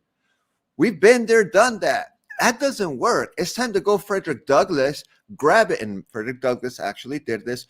I don't know if you know the story of Frederick Douglass. So Frederick Douglass, when he was a slave, was one of these slaves that kept misbehaving. And so they send him to slave breakers. They used to have slave breakers. And so they send them to, I think his last name was Comey, saying like, we're going to send this guy to that slave breaker down the road so he can tame him so we can come back and get to work like the rest of them. Well, they sent Frederick down the street. And when Frederick was being broken by this, one day Frederick just grabbed this guy by the throat, threw him to the ground, held him by the throat, and literally basically told him, like, you're not touching me ever again. It's done. We're done with this. He didn't emancipate himself in that moment, but he let the master know, I am not your slave. To quote, to paraphrase Baldwin, I am not that guy. So Comey recognized and let it go. And so what I'm talking about is like RBN is that version of like, no, I'm not going to let you get away with saying that. I'm going to hold you accountable for what you say you are, Democratic representative of my community. Do what you said you were going to do, or we'll find someone who can. And they hate the fact that you're on to them and that you will find alternatives. Yeah, you essentially, I mean, he described what's happening, like a lot of what is technically directly happening to us, and a lot of people like you as a guest. I just want to shout that out because I'm seeing a lot of comments. Our audience love revolutionary talk. reformative talk is really like it's really unpalatable to my taste buds, right? So I like how you describe them. Maybe I'll start using reformist leftists because they call It's a good themselves term. leftists. I want to respect how they want to be called, even though ideology I believe they have a different ideology. I don't believe they're leftists to me, right? So maybe I'll call them a reformist leftist, and we're a revolutionary Yeah. leftist. It's a difference, and that's because the strategy. That's me being nice, right? That's me being nice to them. Like if I'm having a conversation, I'll call them a reformist leftist. But again, so I'm glad you articulated a lot better what I mean by when I say strategy makes a leftist. Like you having the beliefs and your strategy is every 4 years I'm going to vote for somebody, that makes you not a leftist. Your beliefs in your head don't make you a leftist. You have to exercise those in whatever manner that you can be. That makes you a leftist, right? Marx called Like, it praxis. Marxism is right. not a theory, it's a praxis. The theory is just to find out what's the problem and how do we address it, and then you go do the practice. Right. And We have a I lot like, of people who call themselves leftists who forget the practice part. Go ahead, Nick. and I also like how you mentioned way earlier when you were speaking how you got to talk to people. You can't just have theory. And when you're breaking it down, you're breaking down essentially, and it don't matter what you call. I like what you call reformists. I like to hijack their language, and so people will know the difference between us and them. But a lot of these people, when we criticize them, they think we're mean. They think we just being, oh, you being divisive, you being left and fire like you're not leftist, and we're gonna explain why, right? So it's more than just theory. You gotta be able to communicate. You gotta be able to educate theory. You gotta be able to talk to workers. And I notice a lot of people on like the boutique left side, the reformist side, they will quote Marx, they will quote theory all day, but they never talk to real workers. You can tell they never talk to real workers. And the way that you line out their politics were you explain the real difference between what Bernie Sanders is and what their allies are. And I'm very thankful that you outlined it in the way you did, because that's what we've been saying when we told people Bernie was like the moderate position. He was the he was like literally the moderate position. Like he was literally not even close to what we need. And the real revolutionaries, I'm gonna give you right back in here, Carlo, the people that they claim they like the Fred Hamptons, the people we model ourselves after, they would be smeared as tankies today. You ever heard that term that they throw around? Tankies? Yeah. Essentially, anyone who do not abide by the CIA described left. If you're not a social democrat, if you're not believing in Western hegemony and Western dominance, if you're not Western chauvinist, they will call you a tanky. And they use it unironically. Have you heard that term? And what's your thoughts on that, Carlos? And then we dive into some topics after this. Sure, no problem. I think that right now, and this is part of what happens, I think, on the left way too often, and we see this all the time, and I think it's perpetrated by people in power. They want us to debate not strategy overall, because if we're debating strategy, that means we've agreed to be in the same room together. That's a huge win. They don't want us to be in the same room together. They want us if we occupy a building, that's fine, but they want us on different floors trying to find each other, yelling at each other through intercoms about, you're a Marxist, Leninist, tanky. You're all for invading other countries and doing the Soviet style. And then other people are like, well, I'm an anarcho-communist. I'm like, look, I don't care what you call yourself to start with, because at the end of the day, we're playing leftist identity politics. That's perfect. Bullshit. Leftist identity politics is leftist suicide. Suicidal leftism. That's what I would call it. And I just made that shit up. That is suicidal leftism if we engage in leftist identity politics. Because at the end of the day, is what we need to do is we understand, like, I'm only in the room because of one identity only, and that's worker. How come we don't politicize that one? How come we don't talk about, the worker as an identity that people can identify this? How come worker is not one of the identities that we throw into identity politics conversations? How come we don't have representations around who is and who is not a fucking worker? Is Elon Musk a worker? Who is a worker? Who's producing things for our society that contribute to our society? Who's out there doing the labor that reproduces society versus the people making decisions of what the future is going to look like based on the labor that most of us are doing? That's a great. I actually want to ask you about this. I think this is a good time to bring this up before we get to some stories, because one thing that we talk about on your show, we actually kind of dived into identity politics and our interpretation of it. Because when I look at AOC, when I look at the people that you accurately call out as not leftists, they're reformists. Me and CJ also call them saboteurs because I think they are designed to be purposely non-appealing. Like, I have a lot of criticism of Bernie, but one thing Bernie didn't do, at least, I didn't see him play a lot of that culture war game, and that's why he kind of had that appeal on both sides, no matter what your criticism is. I would see like AOC repeat the same Democratic, and I use that term for a reason, the same Democratic Party identity politics talking points. And I outlined on this show, I actually do think there's a unifying message, and I'm talking about like the identity politics like our Black revolutionary leaders would talk about. Like, I'm a Black worker, like you said, I'm a Black struggling worker that been crushed by our system. You're a white struggling worker crushed by the system. Let's unite. And I think that's a unifying version of identity politics, where I think it's rooted in Marxism. But what the Democratic Party did, they took identity politics and hijacked that. Yeah. I don't want to get into too much. I want to get your thoughts before I continue. Like, what do you think? What's your overall take on like how the liberal class like bastardize identity politics, and how do you implement it if you think it's useful? I think that identity politics has evolved. So the 1960s had a very radical understanding of what identity politics, and they didn't use that term. That term emerged in the 70s. So back they were using the discourse of civil rights, or they would literally say radicalism, right? We're radicals. The Black Panther Party is a radical party that is for certain types of justice, beginning with racial and economic justice. And it was the economic, right, your part, Nick, that was the common denominator. That's what allowed them to recruit people from other groups. It's like, you may not be Black, but you're a worker and you're oppressed the way I am by the same system. In fact, we work at the same factory. We're just segregated, but we need to start talking to each other about how we're segregated, why we're segregated, and why we're encouraged to engage in these bullshit culture wars that mean nothing at the end of the day.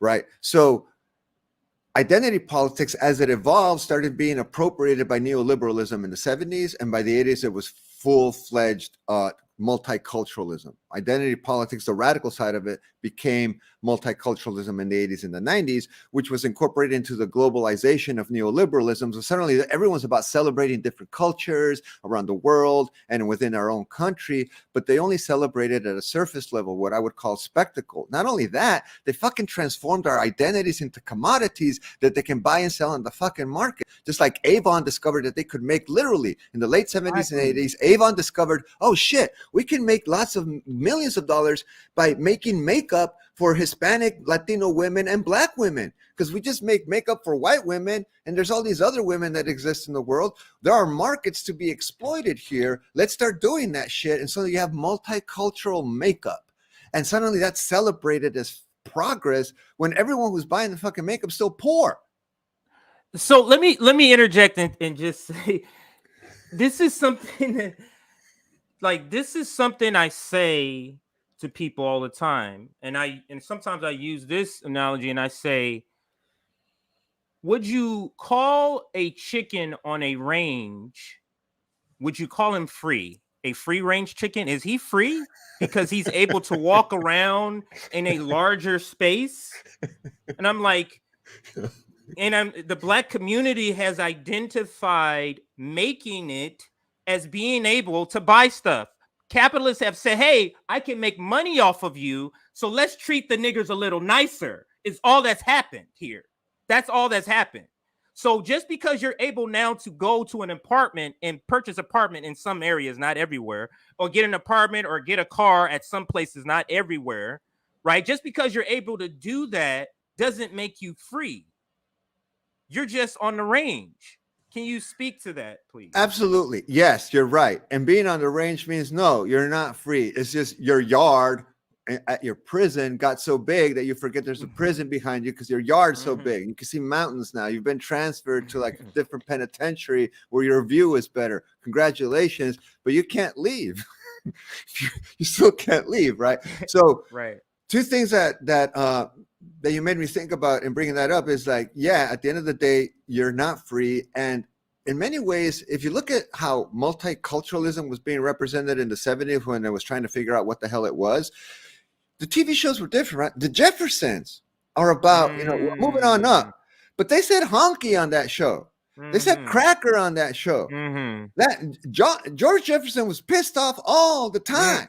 All right? the time. And he was about white people. About white people. Yes. And he had a laundromat business. That's how he made it. And he was small time. And we saw racism. And you know what changed that fucking conversation just in terms of the culture industry and television?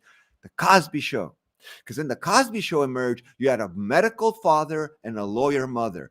I have never come across an black African-American family who has two professional parents. They were the Obamas before the Obamas. Exactly.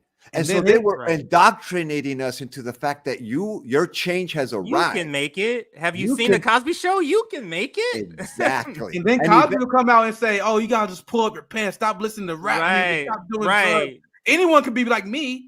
Like that was his job to wag the black community. Yeah, because the house nigga starts to believe in the things that their master is telling them. They start to believe what they're being told. And then you got Jordan comes out, and Michael starts to make it. Michael comes from an impoverished community, but Michael's making it out. He's selling Air Jordan. That's also the 80s. Exactly. And so we're starting to get this culture of like rich black people exist in the world. You have heroes that I want to be like Mike. How many white people were singing that song? Like, how can we? Eddie Murphy was the biggest star in Hollywood. At that time after Beverly Hills Cop. Yeah. Absolutely. So that was the culture industry version of showing us the spectacle of progress, right? Then you get a Supreme Court judge who's black. Ooh, wow, things are really changing. He happens to be an ultra conservative, but that doesn't matter. He first. And then by the time you get to the 21st century and you get the first black president in the history of the United States, literally you have academics writing, that's it, racism is over in the US. It's over. We live in a post-racial America. There's so many white liberals that still to this day, they still to this day believe they're not racist because they vote for Barack Obama. That's why it's a get out. That's why they included it twice. I voted for him twice. It's like, oh. Right.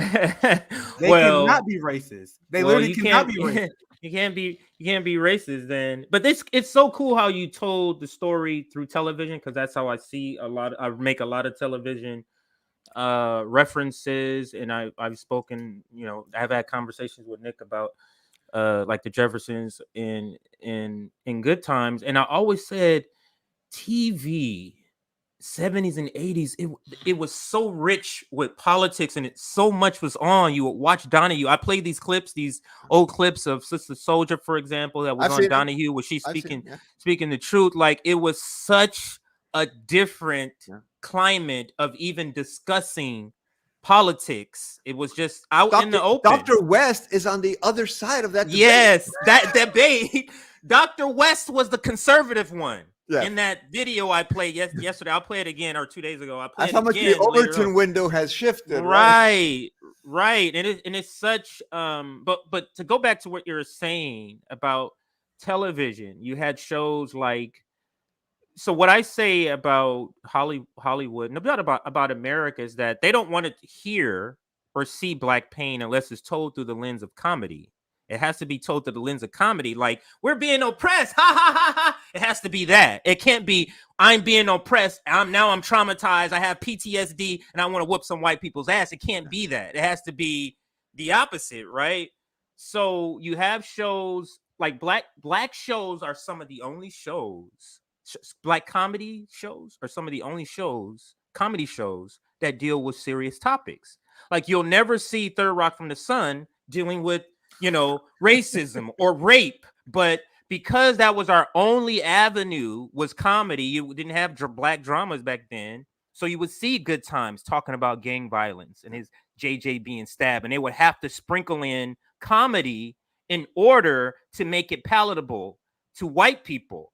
So they just kind of ran with it. So you guys aren't suffering anymore. Look, you're on TV, poor, barely eating, but you're laughing. Look, you're laughing. Look at that. That's what they're doing.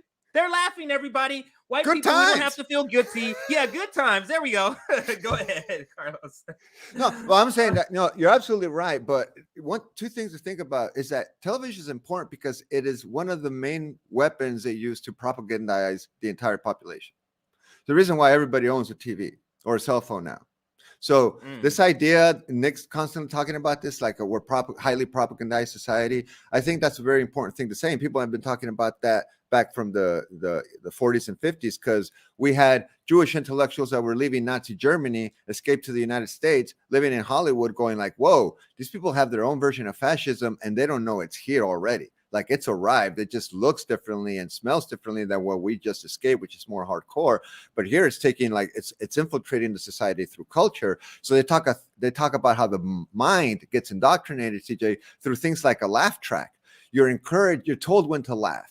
You're told when to applaud. You're told how to emotionally respond to the things you're watching on TV, rather than letting you as a human being determine whether or not you find that funny, right? Hearing people laugh. I remember as a kid, I would laugh because I would hear a funny person laugh on the TV show, not because what I saw, but there's this funny lady who cackles, and I'm like, every time I hear it, I find that funny. But what I just watched wasn't necessarily funny. So just want to highlight the fact that culture, whether it's music, television, whatever, it's constantly being weaponized to indoctrinate people into certain mindsets. So that's never going to go away, which is why hip hop evolved independently from the ground up. Then big execs at big recording studio realized like, oh, there's a market here again to exploit. Let's start to invest in this thing. And suddenly, Jay-Z goes from, doing what he had to do to make a living to being the, I guess, racial relations guy for the NFL now. And I haven't seen Jay-Z come out and talk about Colin Kaepernick and taking the knee and all of that kind of stuff, but he was hired after all that shit went down.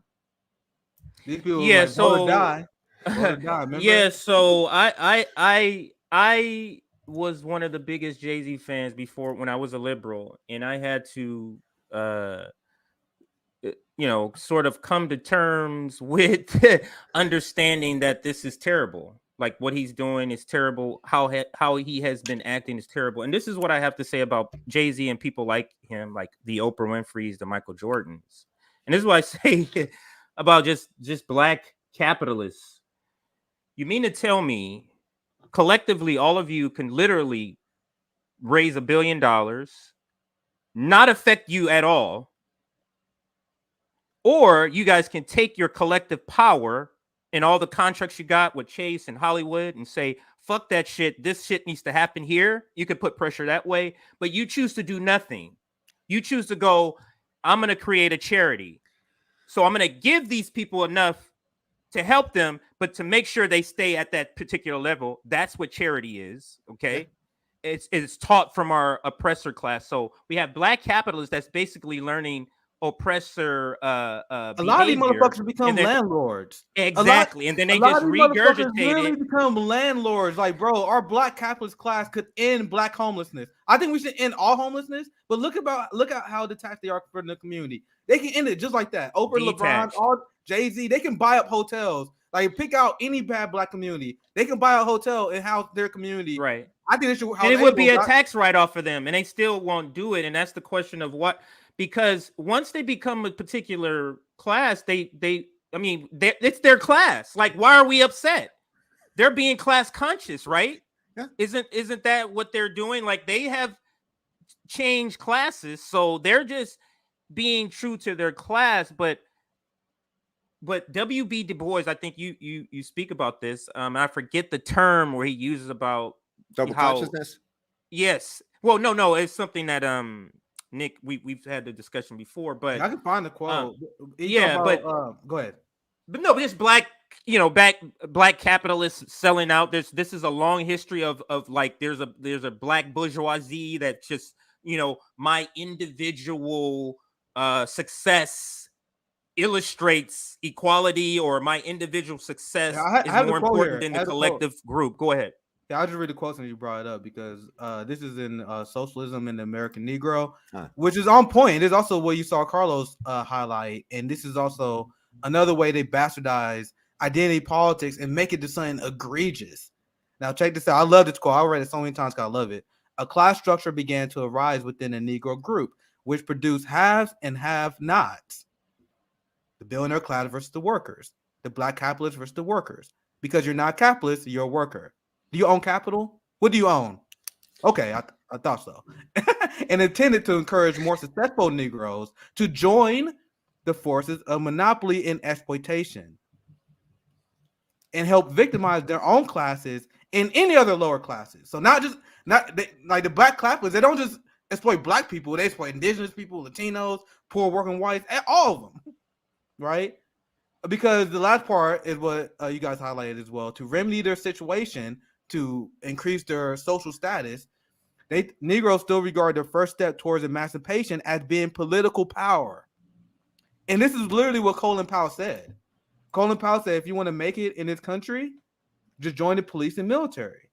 Now, are we truly a free society? Are we truly an anti-racist society if the only way you can get out, if you can learn to dribble a ball, sing a song, or become an oppressor? See, now, the range has little invisible fences we can't see. So we may be free on the range, but some of us are like, you belong over there since you can dribble, you have a great voice, and you can dance. But at the end of the day, it's like other people can actually like go to college and own shit by the time they're done, right?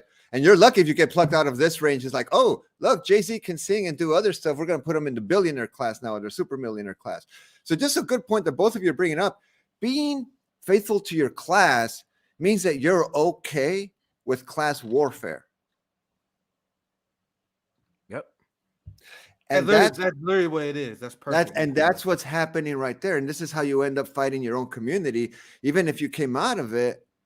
And you're right, charity. I mean, one of the most, for white people, but Oscar Wilde, the guy who wrote the portrait of Dorian Gray, who was highly criminalized because he was a gay man living in England at the time when it wasn't cool to be such.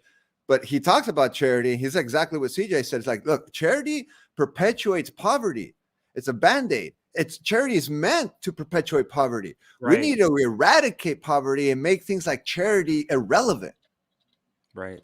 But capitalists, and these capitalists here, they always, we don't need that. Government doesn't need that. We have enough charities to do this work, to feed the home, to feed the poor. You know what I mean?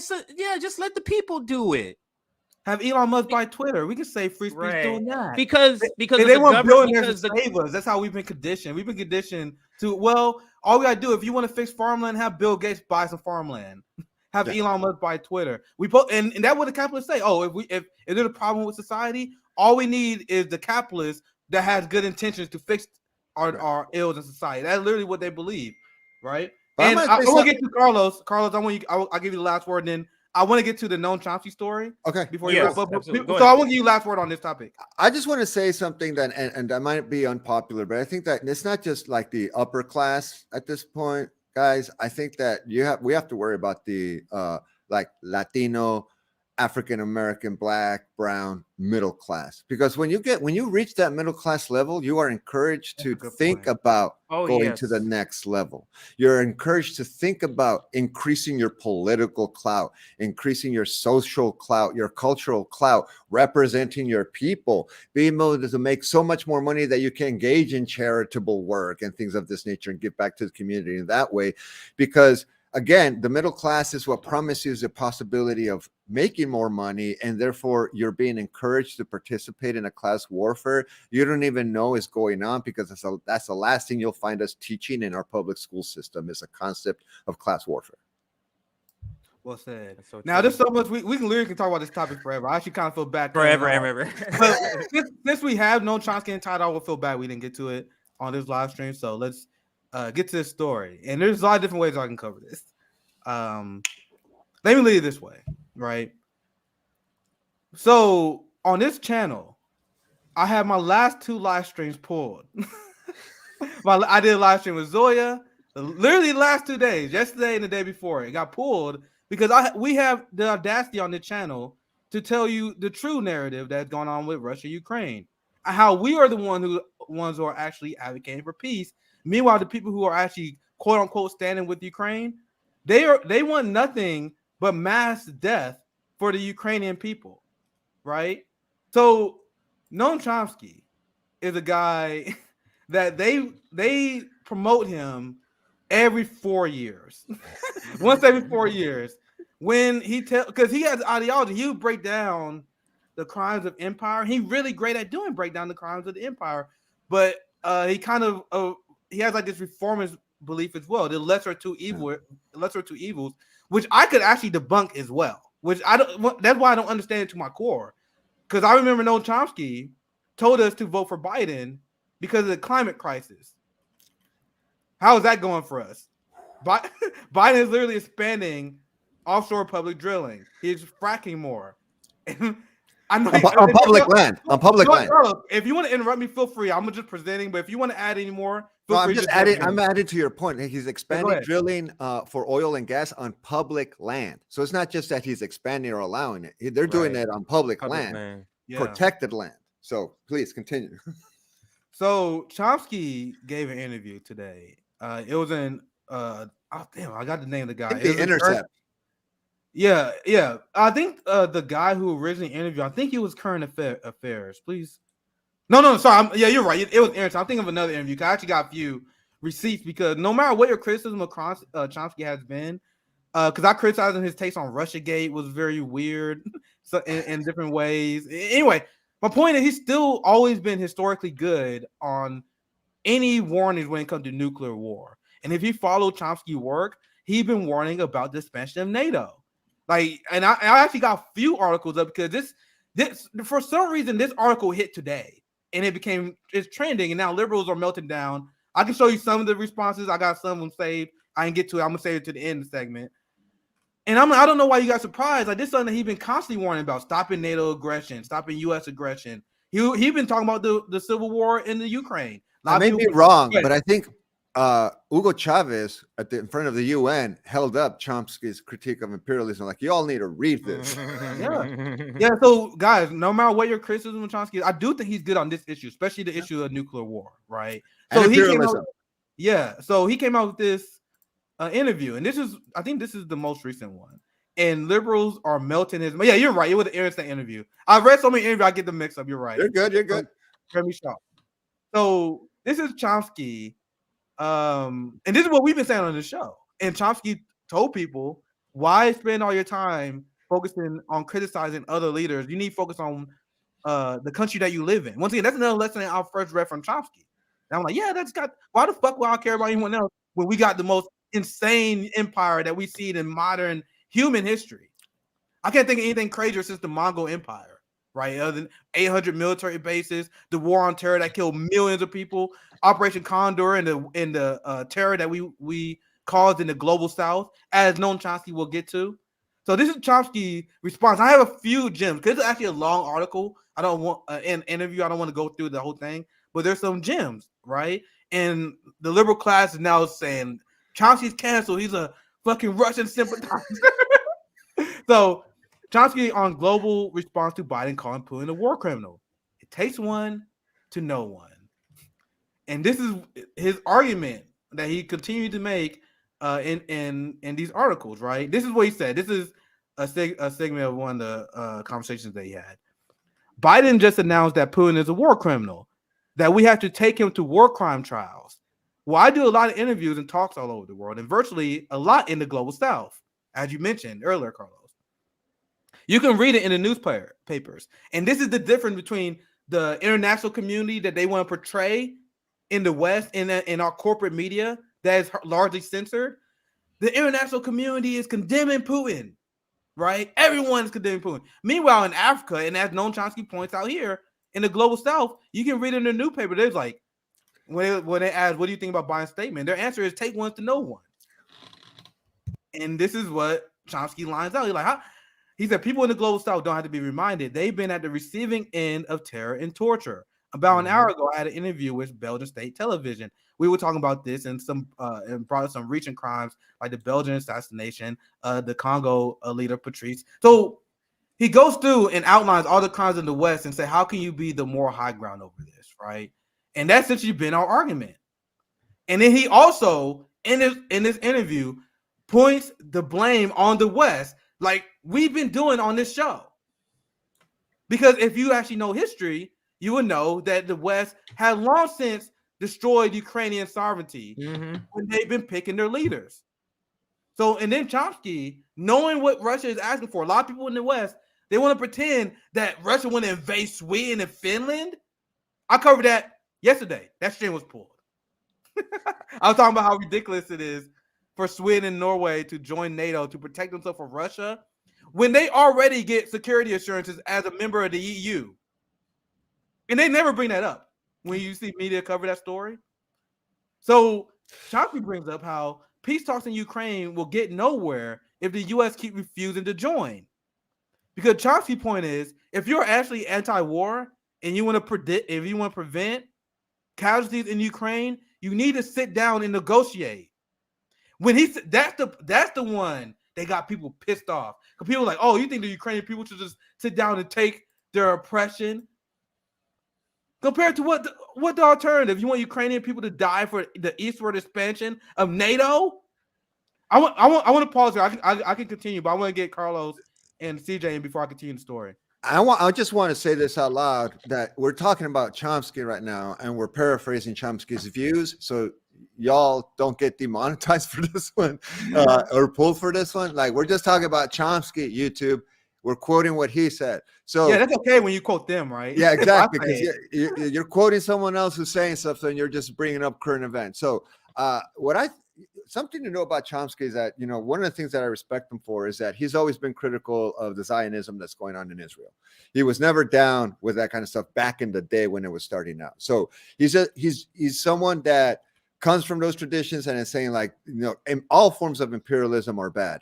But one of the key things that I took away from the article when I saw it is his use of the term the global South and what it means for the world is in favor of. When you look at actually the maps of the nations that have condoned what's happening right now, most of the entire world is not colored in because they have not come out publicly to take a side. Because the global South, almost in its entirety, and you're talking about like south of the equator outside of Australia, I think, and a couple of tiny nations, they're not getting involved in this because it's like the United States has no moral ground to judge other nations when it comes to aggression or war crimes. That's all many of these people are saying. What a lot of us are saying is like, look, we're not encouraging invasion. We're not applauding someone invading someone else. What we are criticizing is that when someone who's been a bully to everyone else is accusing someone else of being a bully. Like, wait, you're the biggest bully on the school campus. You can't call that other guy who's also a bully when you're the main bully. And as a nation, we have a long history of interfering in other nations, even self-sabotaging ourselves. And just look up the history of the USS Maine and how we got access to Guantanamo Bay in Cuba in the first place. We will allow our own nation to get a little hurt in order to engage aggressively and intervene in something like a war, right? Like, what got us into World War II? It wasn't what was happening in Europe. It was Pearl Harbor, right? So you have to pay attention to when the United States suddenly becomes the superhero nation that comes to rescue the day, right? To save the day. So the idea of the global South for Chomsky, I think, is really intelligently used in this interview because there's a quote, and I'm looking at the same article you were, Nick, the quote that I couldn't stop laughing when I read it. It's like, it's interesting to look at the reaction to all of this in the more civilized part of the world, the global South. So here's Chomsky saying that the more civilized part of the entire planet lies in South America, Africa, and the continents that you want to continually ignore because they're not championing what's happening right now because they're like, you did that to us. If you're Chile, you're like, you guys assassinated our president because he was a democratically elected communist. Look at what Chomsky said. I'm gonna show you just some quick reaction. There's so many guys literally just go on shit-lived Twitter. They are melting down about Chomsky. But this is kind of what he's saying. Look at the language that Chomsky used. We're a rogue state, the leading rogue state by a huge dimension. Nobody's even close. Chomsky said of the United States. And this is what you've been saying. I mean, if YouTube wants to get angry, it's because you can't say anything about the Ukraine-Russian situation, war, whatever you term they want. That's fine. But we can still talk about the United States and its own history and why the United States has no role right now in being the moral loudspeaker for what should or should not be done in Europe right now. First of all, let Europe handle this. NATO doesn't need to get involved. This is a European nation. You have an entire EU organization. The United States has a lot of issues that it needs to take care of domestically, and yet we are obsessed with what's happening right now because we have a history of that kind of obsession with the Cold War, et cetera. So it's really easy to activate that mentality in a lot of old people. Younger people see the invasion. There's two things that we're not talking about or that people are not covering or on news outside of independent media are things like if they showed the same footage of what's happening right now in Palestine, if they showed the same footage of children, of old people being treated the way they are, but they were in a European nation, the same outrage would be pouring out. But because it's not, and because we're talking about people in the Middle East, particularly Palestinians in Israel, it becomes much more sudden. It's a complicated situation. Well, what's happening right now in Ukraine and Russia and Europe, that's a complicated situation too, because there's a long history behind that too. So why don't we talk about the complexity of the situation and how to address it? Avoid that. You know, instead of taking sides. They like, oh, this conflict is literally all about Putin. Putin is a madman who gone crazy. They want to erase all historical context, and if you bring it up, you are just falling for Russian propaganda. You're a Putin puppet. You're a tanky, all the other shit, right? But go ahead, Carlos. And that's what Chomsky's saying, basically. I mean, Chomsky's just saying, like, look, the reason why people are not rallying the way they did, for example, in 91 when Iraq invaded Kuwait and the entire world, yellow ribbon fever and all that kind of stuff, is because back then, George Bush took his time in terms of like, look, this has happened. Let's recruit. Desert Shield lasted months before Desert Storm eventually emerged, right? So there were months of negotiating, planning, trying to do it. And Saddam Hussein was just holding firm, like, no, I took this country. I'm going to stick to it. There's even a long history behind that because Iraq, Saddam Hussein used to work for us. Saddam Hussein was on our payroll when Iraq and Iran were at war. Osama bin Laden was on our payroll when it was Afghanistan versus the Soviet Union. Noriega was most of these dictators that we end up overthrowing were CIA agents.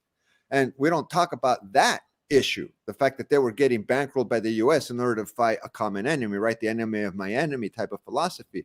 So at the end of the day, what Chomsky's saying right now is like, look, the global South and other nations are not getting excited about this for these reasons because the US has this history of engaging in this, and they see versions of that happening right now again around the world. Yeah, let me read it. Let me read this passage, and I'm gonna show you guys just an example of like the reaction, right? So I'm actually going to read this passage because this passage got some bits and pieces we read, but it sums up what you were saying his argument was in general. So he said, Biden just announced that Putin is a war criminal, that we had to take him to war crime trials. Why do lots of interviews? This part I said earlier where most people in the global South says it takes one to know one. And yeah, and this is the part I mentioned on the show where there are a lot of people who are cowards and they think they're virtuous because they calling out Putin. This is what he get into. And yet there's praise for the marvelous courage of someone who says Putin is a war criminal. And and everyone is obsessed with that. When I do my coverage, even if I'm debunking Ukraine, I talk about the Azov battalion, how they shelled Donbass and killed so many ethnic Russians. I can talk about the war crimes that they were committing and they're killing their own civilians. But then they will say, well, can you denounce Putin? Don't you think Putin's a war criminal? Do you want to condemn Putin? Like, that had nothing to do with what we're talking about. Why was that obsession? But anyway, let's go on to his argument.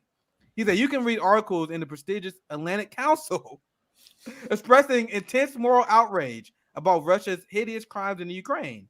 You take a look at the people who are writing those articles, and then you look back a couple of years, and they was issuing praise for the marvelous achievements of the invasion of Iraq. And I'm going to also add this part to what Chomsky is saying. A lot of these people are outright Zionists who cheered the occupation of Palestine. Just to add to his point. Now he got a little bit he add on. I'll give you guys take. People in the global South don't have to be reminded. And this is what you were saying, Carlos. They've been at the receiving end of terror and torture.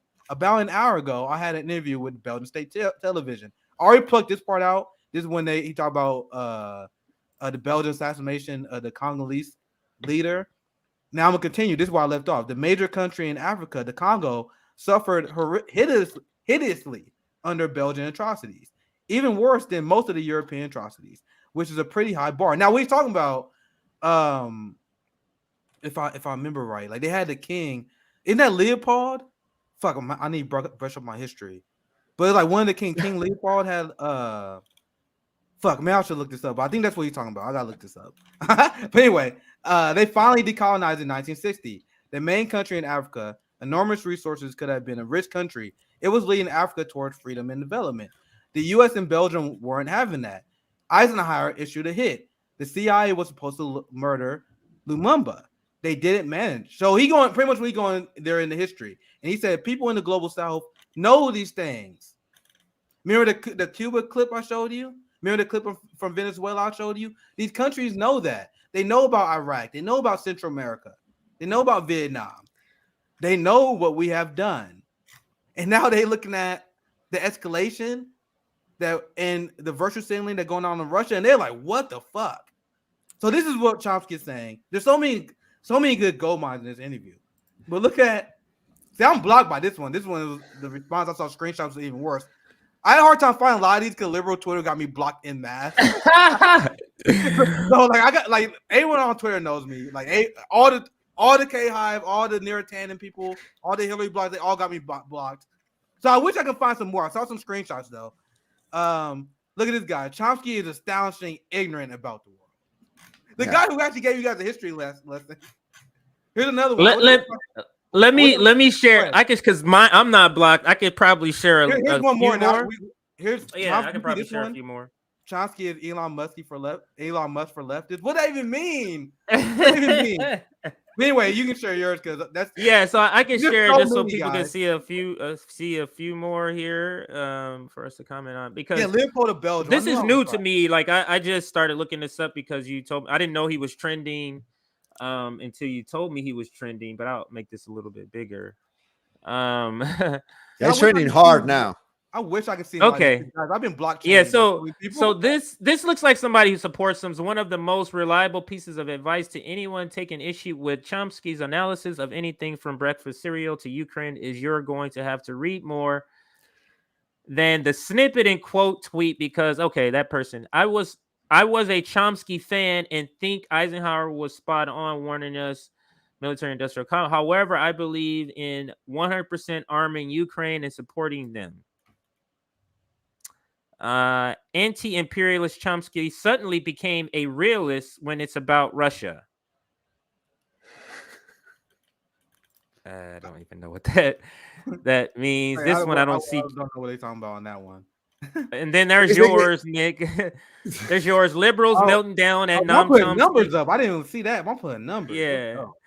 Noam Chomsky for simply saying maybe we shouldn't sacrifice Ukrainians for the geopolitical ambitions of NATO and the U.S.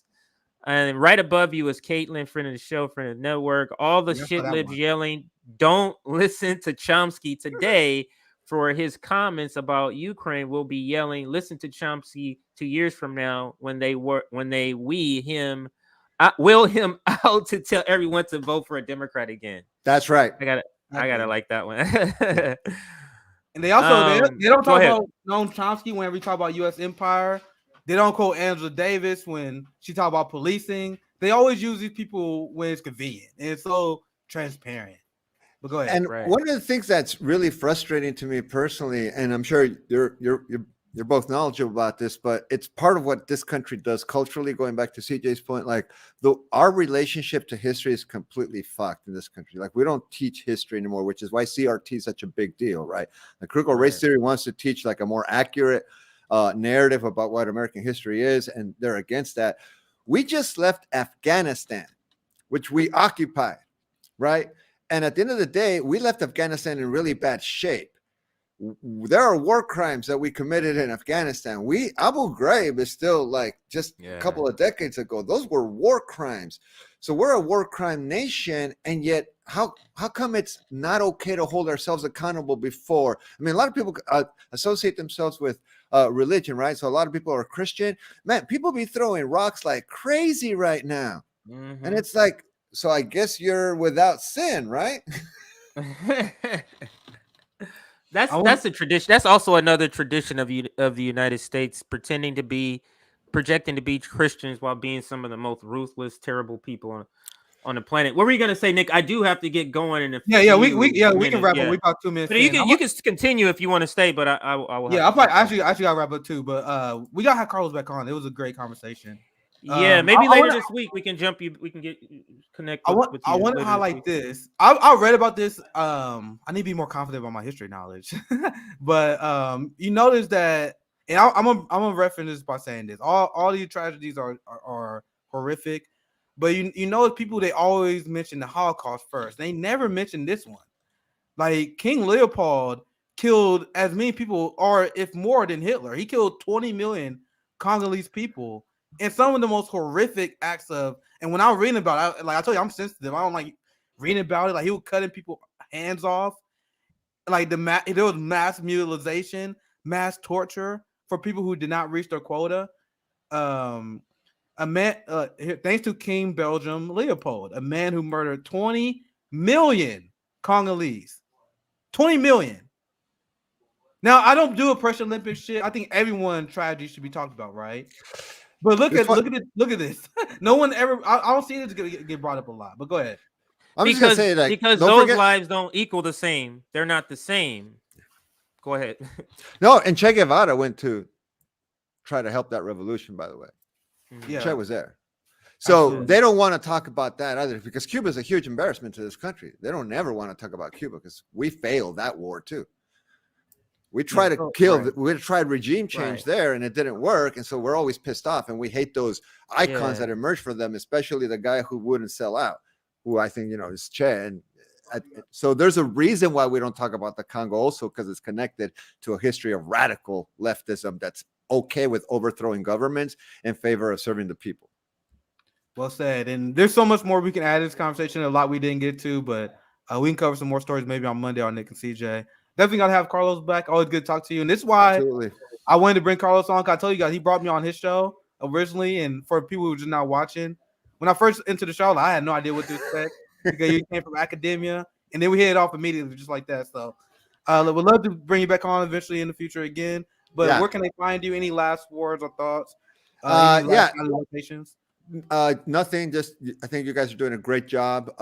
Don't give up. Do not. I know you want to switch platforms, but remember, I think you're at 15K right now on YouTube, right? Don't give them those fucking 15K. Yeah, we're gonna stay on YouTube, but we're gonna mostly promote. Right, we're gonna diversify our platform. Excellent. So you got a strategy, good strategy. That's all I'm saying. It's like you did a lot of hard work to get there. This is what big tech is trying to do. They're trying to demoralize people from speaking out. And you stay in the fight. You know what this is all about, right? It's like the last rounds are the hardest ones, championship rounds for a reason. Stay in the fight. Don't let go, because this is going to reach a climax at some point in terms of the information that's coming out from alternative media and confronting the reality. Because they borrow your stuff, that they finally see that what you're saying is true, and you suddenly a week later it appears on mainstream media. Yeah, well said. Thanks for coming on again, Carlos. My pleasure. One more thing, then I pass it to CJ. Make sure you guys subscribe to our Substack, Revolutionary Blackout, so you guys can get a notification. We're joining Rumble and Odyssey. I literally got the account. I don't have the link yet, but we're gonna have that literally here soon. So keep an eye out for that. So we are gonna be on Rumble Odyssey. We're gonna be on Callin as well. I know you guys saw Sabby. She started calling, but I'm gonna start doing call-in streams as well. So there's a lot of great stuff that coming in down the pipeline on Revolutionary Blackout. So stay tuned. So CJ, any last words, anything you want to promote as well? Yeah, no, just love the stream. We'll be back on Monday. CJ or Nick and CJ show. We have Chuck Modi will be our guests. All next week. I'm doing a lot of extra content because my girls are off on spring break. I'll have Misty. I'm gonna have the Red Berets. I'm gonna have good. I don't want to shout some other people out because I just don't want to shout them out yet. So I'll wait. But that's it. Thank you for joining this stream, and I'm gonna leave you with a video like we always do, or I'm always trying to do. So this is the video we're gonna leave you with, and here we go right here. So after the stream, after the video, we will the stream will go off. So we're not coming back after the stream, and This has to do with the level of engagement for a revolution, the level of engagement for a movement. So we'll leave you with these words and see for watching, everybody. fam. All right, here we go. What you choose to bring up, what you choose to reply to, what you choose to engage with is an indicator in the revolution. So let me give you an example here. When the Joe Rogan news came out, whichever news, pick whichever one. Do you think indigenous water protectors talked about that more than, oh, that's some bullshit, and moved on? What do you think? Level of engagement. Their level of engagement is very high.